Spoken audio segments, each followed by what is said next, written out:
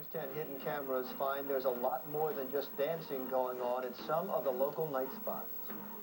In Philadelphia, and chances are your kids might just go there, but experts say the Philadelphia techno dance scene may be about dancing and designer drugs. In this special report, News 10's Karen Hepp went undercover to investigate whether your kids could be out of control at these clubs.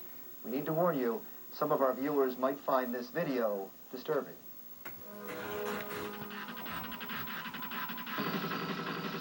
Tinsel in their hair, pacifiers in their mouths, glitter, glow sticks, and surgical masks. If you think this looks like a scene from another planet, you're half right. This is Club Space.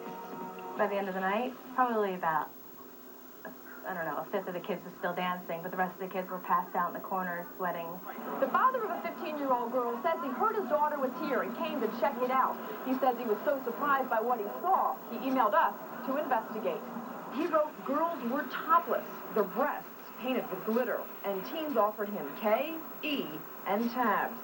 So I went to Club Space in Northern Liberties undercover. There's no alcohol, and kids are supposed to be over 18, but that didn't stop them from letting a 15-year-old inside with our crew. Our News 10 hidden camera crew caught some kids on tape smoking joints, rolling blunts, and popping X.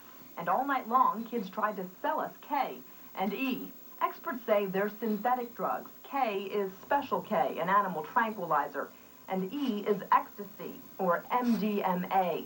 On display, a book of totally naked women, covered only in paint, and in one corner, the body painter himself, brushing glitter onto scantily clad girls. News 10 researcher Beth Collier says at least one of them looked topless. Where I was, it looked like she didn't have a shirt on, and her chest was getting painted, all these colors.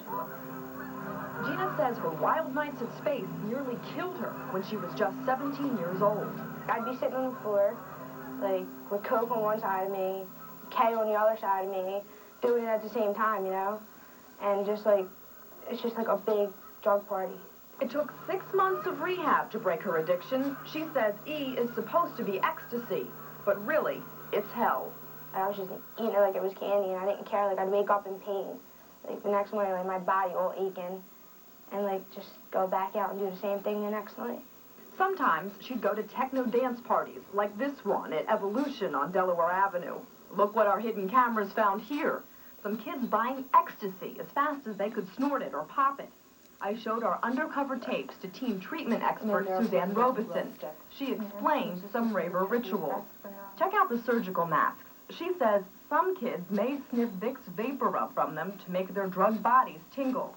Some use pacifiers and lollipops because they're supposed to stop the ecstasy side effect of clenched jaws. And the glow sticks, they just look cool.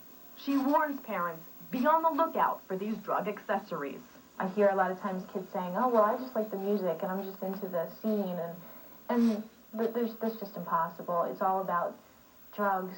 Remember this scene at Club Evolution? The teen is actually explaining to our camerawoman how to do ecstasy. Club Evolution managers say there were some drug users at their party, but a very small percentage of the crowd. They kicked out nearly 30 offenders. During our 2 undercover visits to Club Space, we were offered drugs at least a dozen times. Mark Hickton manages Space. He says girls are never topless, and the 15-year-old should never have been let in because it's their policy to card and search clubbers. He says security does all it can to prevent drug use, but it's up to parents to teach values. I'm not their parent. You know, I don't know what their kid's gonna do. I didn't raise them. I didn't teach them what's good, what's bad, what's wrong, what's right. They did. Gina says it was her parents who pulled her from rave ruin. Every day, she thanks God they did. I can't change what I did in the past, but I can change what I'm doing today. Karen Hepp, News 10. Tonight on News 10 at 11, fallout from a News 10 investigation.